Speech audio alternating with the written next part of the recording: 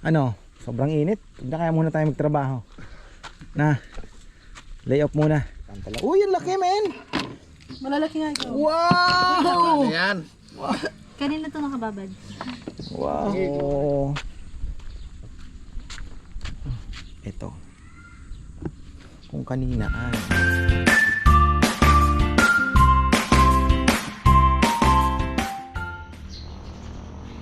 yan magandang buhay. Ang aga mga farm. Simulan natin yung vlog natin ng maaga at may daddy's duty tayo.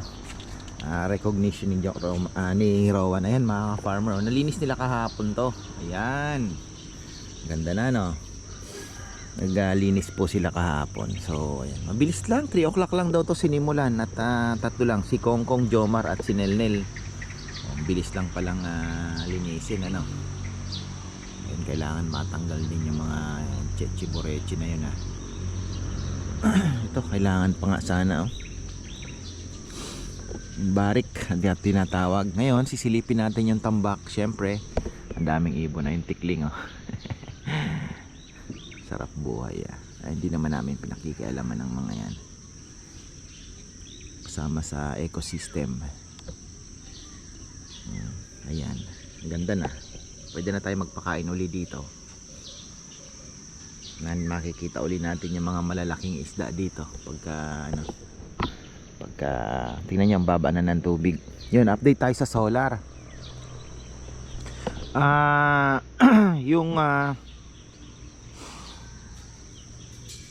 gamitin na ni Gian, ano daw, tawag dito, magdi-deliver pala sana sa Friday, kaya lang nabitin siya. Nagkakahirapan po ngayon sa solar panels.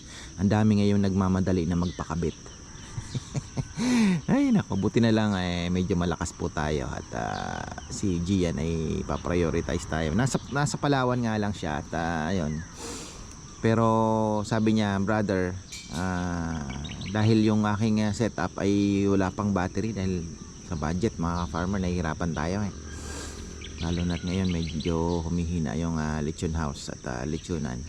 So ayun, sabi niya, bro, wag kang mag-alala, papahiramin na kita. Sabi ko, tolo, babayaran ko na lang yan ako next month. So 2 battery daw pong ilalagay niya na 300 AH na para ma-enjoy mo naman sa gabi, sabi niya. So ayun, 2 battery, tapos tawag dito 12 kilowatt muna. Sabi niya, next time pwede ka naman magdagdag niyan, another 12 na kilowatt panels na lang ang ilagay natin, kasi kaya naman daw po hanggang 25 kilowatt ng 16 kilowatt na inverter na day. Ayan. So siya naman ang nakakaalam niyan at tayo naman ay, diba, experienced na naman silang magkabit. Matagal na pong nagkakabit ng solar panels. Actually siya ang nagkabit kay Boy Buhay Isla Vlog. Yan. Yung kung karamihan po nasa Palawan ang kanilang mga kliyente, kasi diba kahirap ang kuryente doon. Gawa ng ang lalayo ng lugar. Silip lang tayo. Ito gusto kong paalis, kailangan mapatanggal din natin to habang ayan, patabasan natin to, mabawasan na ng konti. Masyado na rin naman malaki. Sabi nga ni Beb, masyado na rin namang malawak. Sabi ko, nag-wild na inaano ko kasi dyan pagka init na, pag humirit na po yung April, May, mahirap. Ito mamumulaklak, mga late yan, mga March. Ay, March na pala ngayon, o baka hindi muna ngayon mamunga to, may bagong talbos kung ano man. Ito pagagandahin natin yan, itong side na to, ayusin natin to, lalagyan natin yan ng magagandang lalagyan natin ng mga magagandang saging yan. Uy, nandito yung mga isda. So kahapon dumating kami galing Masinloc, nag-enjoy na naman ako.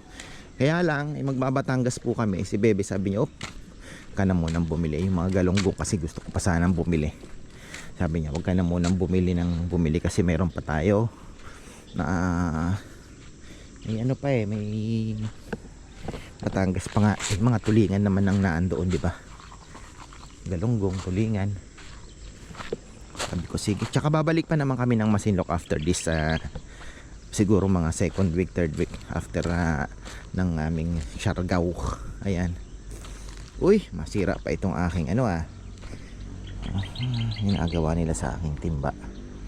So ito, another 6 truckloads na naman po ito. 6 truckloads. Ayan. So sabi ko nga sana ngayong Huwebes,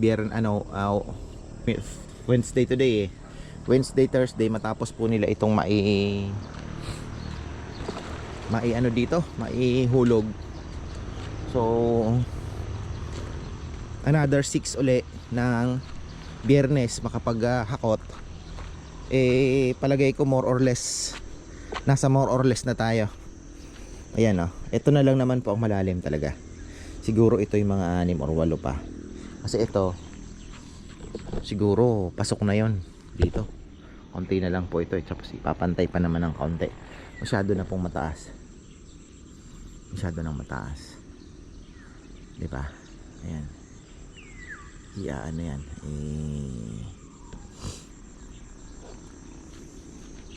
Uy Max, ba't andito ka?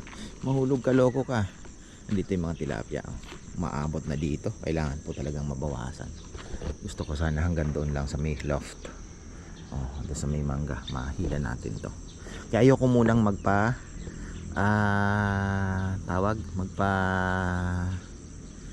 tubig. Kasi gusto ko munang mabawasan po itong kangkong. Tama rin naman si Bebe. Ako ayoko sana kasi natatakot po ako sa fish kill. Pero naisip ko malalim naman na pala yung tubig natin.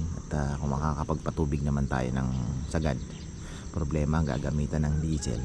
So bagay kung makakabitan na ng solar, bibili tayo ng surface pump. In demand din ngayon yon. Dahil in demand po yung mga nagkakabit din po ng solar pump ngayon. Dahil sabi ko nga sa inyo, yung mga tao naghahanda na po. Kahit ang gobyerno ngayon lang nag-declare ng crisis. Ay nako, mahirap na.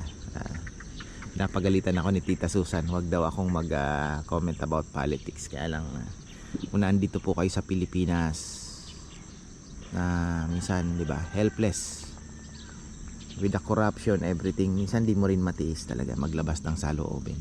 Grabe, nakakalungkot, diba? So ganun talaga. So ayun, pero sa amin po ramdam na talaga na crisis kasi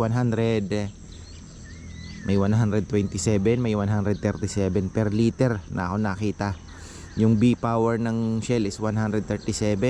Sabi nila baka daw umabot pa ng $200 per barrel daw yung oil. So can you imagine at ang tanong, may makukuha bang supply? Galit na kanya-kanya kasing pabibo sa Senado So ayun, galit na at wala, ayaw niya, nagbabangayan sila doon. Tapos yun, yung tao hindi alam kung ano ang magiging future. So ayun, ang hirap, ang laki po ng epekto nitong gerang ito. Pero kasi hindi mo masabing di ba? Sana wag mangyari kasi Diyos na po ang nagsabi na kailangang mangyari, di ba? Kung tayo po ay Kristiyano, di ba? Nasa Bible naman po 'yan at sinabi niya, di ba? Na wag kayong mag-alala, magulumihanan kasi kailangang mangyari. Kung Diyos nang nagsabing kailangang mangyari, di ba? Hindi na natin kailangang hilingin na sana wag matuloy ang gera. Talagang mangyayari. Di ba? Diyos na nga ang nagsabi na mangyayari talaga So, ayun. Panalangin na lang natin na wag naman masyado tayo maapektuhan. So ayun, sabi ko nga dito sa Pilipinas, lalo na po dito naman kami sa probinsya, basta wag lang maging battlefield ang Pilipinas kagaya po ng nangyari noon sa World War II, di ba, yung Japan? Yun mas matindi, mahirap. Pero kung gutom-gutom lang naman po at medyo hirap sa pagkain, kaya namang tiisin yan at meron naman pong makakain kahit papano dito. May makakalap tayo. Sa bigas, magkakaroon ng konting shortage siguro.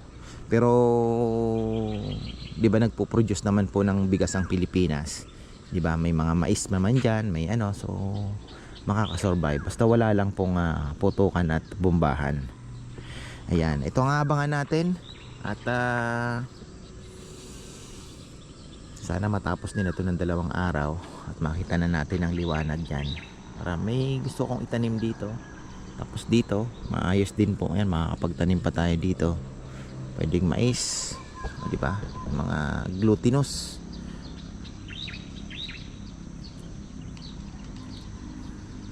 Saging. Ayan, may mga malalaki pong saging ako na ipapalipat dito sa kabila. Kahapon naghakot sila ng mga Carabao manure. Ang gusto kong mangyari, bawat puno may palibot po na Carabao manure. Ayan, bawat puno dito sa gilid. Tapos yung mga konting mahoganing maliliit, baka i-eliminate na namin yan para to give way. Kasi po pala ang mahogany is hindi po yan dito sa Pilipinas. Yan po ay import lang yan na halaman. At marami ay nagsasabi na hindi maganda. Inaagawan niya po ng tubig. Kipag-agawan niya sa tubig. So ayun ang ano natin. Pero baka magtanim po ng palay dito sa kabila. So pag nagtanim po sila, yung tubig naman magaan talaga yan. Aabot talaga dyan. So yung nyog naman po ay makakaginhawa. So ayun, maganda pa naman ang nyog dito. Kaya lang talagang ano, nakakalaban po ng mahogany. Kaya gusto ko din bawasan yung mga maliliit. Dami naman nating isda, oh. Tingnan nyo, oh. Yan, oh. Ito tatanggalin din natin. Hindi yan kangkong, delikado yan. So dito okay na, oh. Tapos babawas tayo doon. Okay na, ganda na.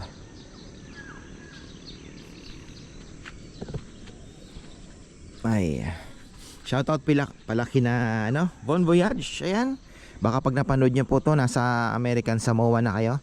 Sina Kuya Eric at Ate Alicia Felix. Ayan, marami pong salamat sa pagdalaw, sa walang sawang suporta. May order din po sila ng lechon last Sunday. Ayan, thank you so much po. At kita-kits na lang tayo, di ba? Lagi ko naman po ka-message sila. So ayan. Tapos shoutout daw po kay Russell Castor. Ayan, nakita ko ang message niya. Ayan, shoutout sa iyo. Kenneth Sanchez, si Roberto Carlos at Ara Veronica. Ayan, mga naalala kong madalas magpa-shoutout. At kailangan ko pong mag-trim ng halaman. Yung ating avocado ay kailangan nating i-trim din. Ito, mga to. Nakikita ko yung mga mga almost 1 year na rin naman po kasi ito, kaya baka trim na po tayo. Ay, marami ako nakikitang kailangan tanggalin eh. Ayun, yung pababa na to. Ayan, tanggalin. Dito may malaking sanga na kailangan tanggalin. Ito masyadong kailangan magbawas din. Ayun ayun ito. Ayan, tanggalin ko na sa baba. Pero paakyat naman siya, tanggalin na lang natin yung dahon. Diba? Maganda din naman pag ganun. Yung pagpuprune naman po kasi, it's your choice. Diba? Asa choice mo yan kung paano mo. Etong mga nyog, okay naman, kulang pa po yan. Kasi gusto kong ulit, lalagyan ulit ng Carabao manure din. Yung nyog na, ang ilagay natin yung mga bao.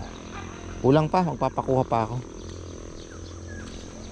At kailangan natin yan para gumanda ang paligid. Basta mahogany. Ayan, nakapagpalit na po ng mga dahon halos pala. Hindi natin napapansin.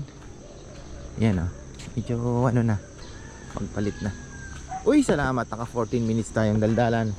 Di ba?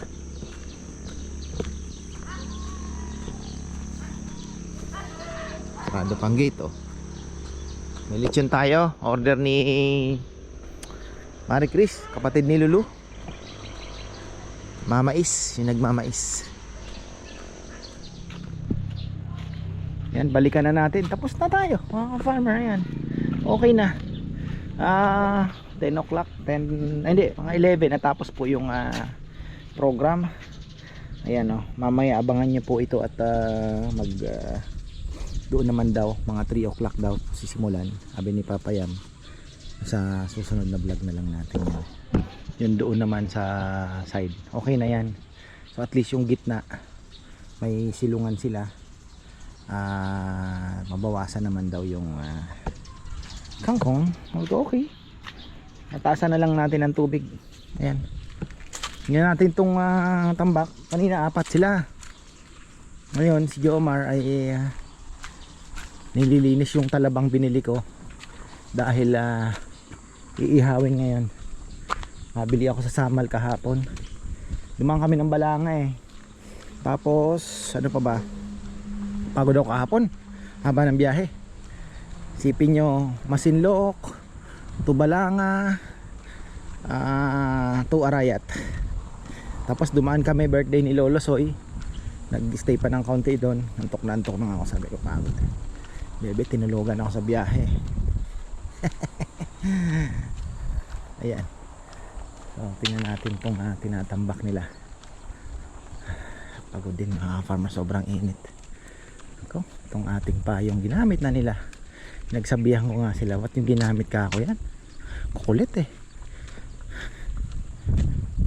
Tapos nasira din yan doon dahil iniiwan naman nila, sobrang hangin. Yung isa nga tinabi ko, yan o, yung payong natin.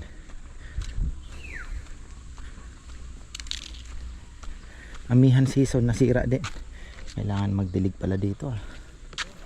Nalagyan ko na ba ito ng ano? Sabi o, tingnan nyo, umukulot na. Wala nang tubig. Mamaya titilig tayo. Wala na o, baba na yung tubig.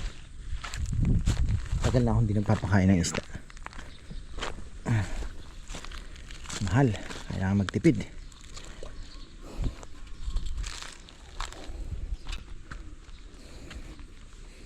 Ano, sobrang init. Hindi kaya muna tayo magtrabaho. Na, lay off muna. No. Kung wala dito, saan ka nyan? Na. Ha? Kakarbon. Magkakarbon. Mas malaki yata ang kita sa pagkakao. Ikaw na lang mag-supply ng carbon sa akin. Na. Mahirap din, ano? Mahirap din ko eh. Ha? Pwede rin, walang trabaho. Pero mas mahirap. Mahirap din ang magkarbon ko. Mas mahirap pa.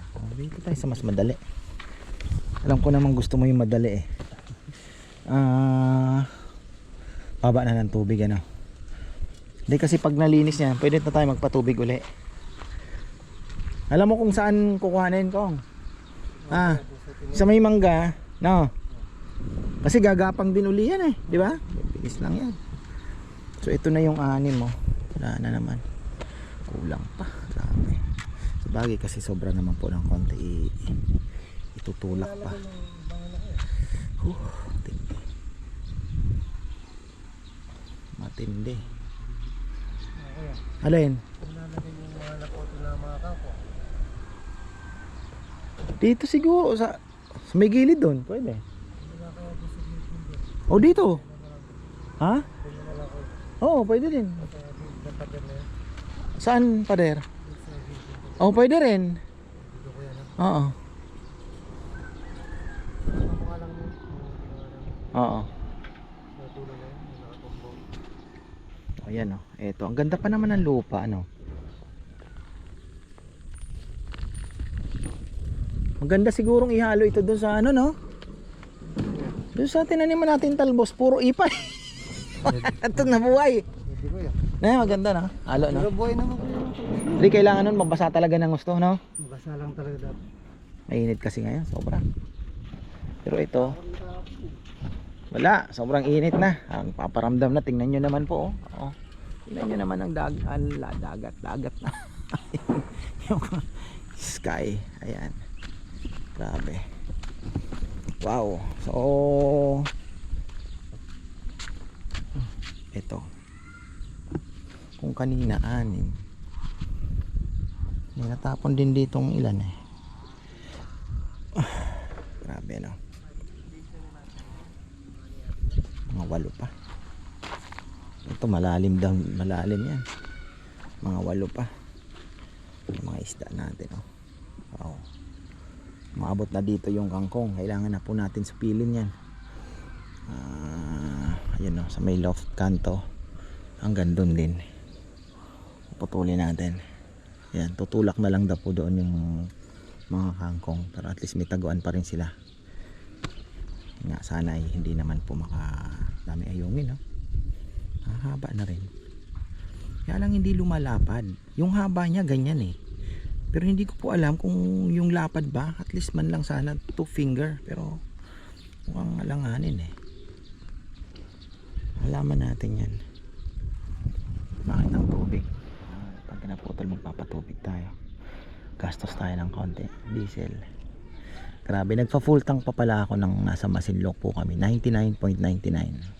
So 100 pesos per liter. Yung kalahati inabot ng 4,000 plus. Grabe, sabi ko okay na yan. Kasi kinabukasan noon 18 pesos na naman or ano, di ba, ang itataas.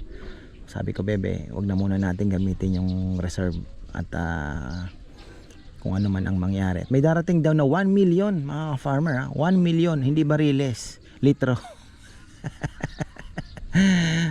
Nakita ko post ng GMA. Hindi naman siguro pangungutya yan. So sabi ko, wag na munang gamitin at least may pang emergency or ano, di ba? Mahirap, baka dumating sa punto na umikat ko dito sa Araya at wala ka nang mabiling diesel, di ba? Kasi mas ano daw ang diesel ngayon eh. Tapos or dumating sa punto na magpapagas ka, oh sir, 5 litro lang po ang allowed per car, di ba? Hirap yan. Tingnan natin susunod na kabanata. Ito matatapos na bukas. Magpapaano pala mga farmer, magpapaano ulit si Papa Yam. Sabi ko, Papa Yam, sa tingin ko mga 6 na lang yan, 6 or 8 yan, pwede na siguro yan, 6 o 8. Kasi ito siguro dito okay na yan. So ito na lang ang poproblemahin natin. Tapos may kaunti pang papantay pa ng kaunti. Medyo gumanon kasi eh.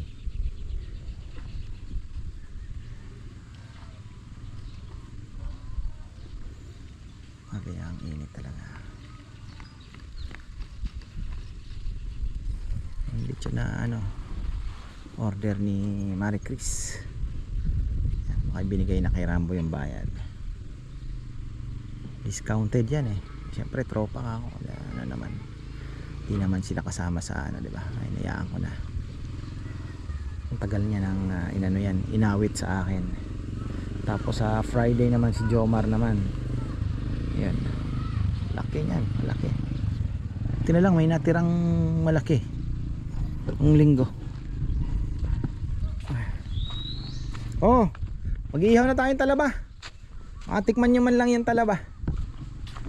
Bihira lang yung talaba. Di nakakarating dito sa Arayat yan. Yung kalapati kung wala na talaga ang umuwi. Yung sayo. Wala na ko eh. Hindi talaga Hindi nakarating ko eh. kahit man lang sabi mo after 2 araw, 3, wala no. Yung kay Rambo wala rin. Wala rin.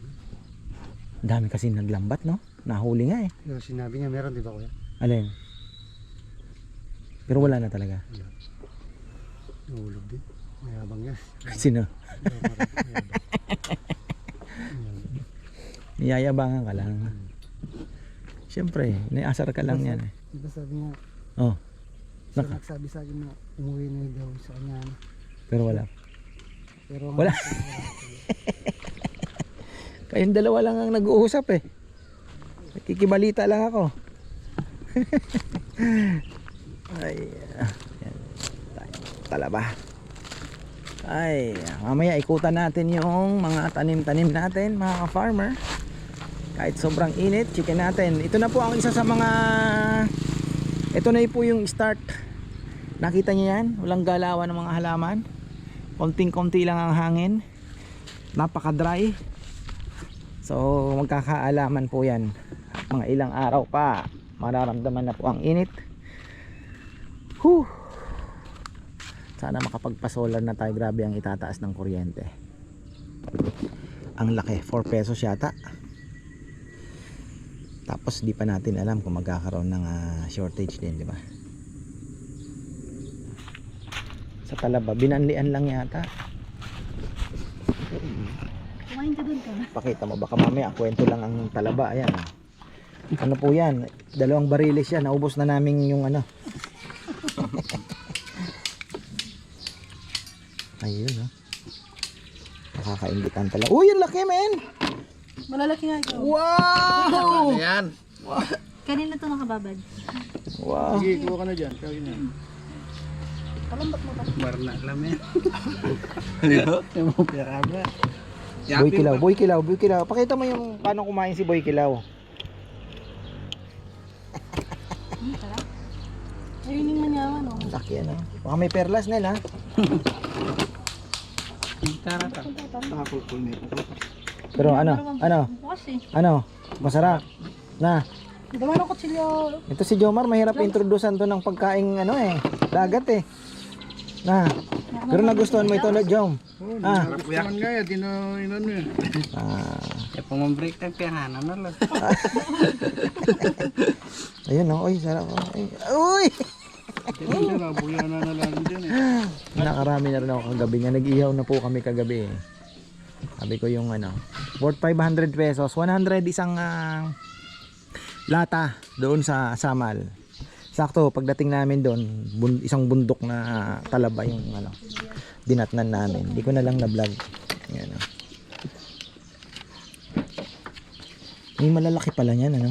Wow. Yan lang mama. Ayan, bago tayo magtapos mga ka-farmer, may pinapabati pala si brother. Bukas na lang. So, ayun, wala yung cellphone ko, brother Russell Castor. Hindi pala siya nagpapabati. May pinapabati po siya, may birthday March 26. Nakalimutan ko yung cellphone. Kahit mag-e-ending na po tayo. Ayan na, konting kembot pa. Isang araw pa pong ano ba to? Isang araw pa pong hakutan ng truck. At mga 6, 7, 8 siguro. Yan, pumapasok doon. Ayun, may konti pa. Bukas tatapusin na po nila yan. At yung paghahakot, tapos may panibago na namang darating. At ayun, kailangan na naman po nating ayusin na yan at mataniman pa yan. So ayan, marami pong salamat at magandang buhay.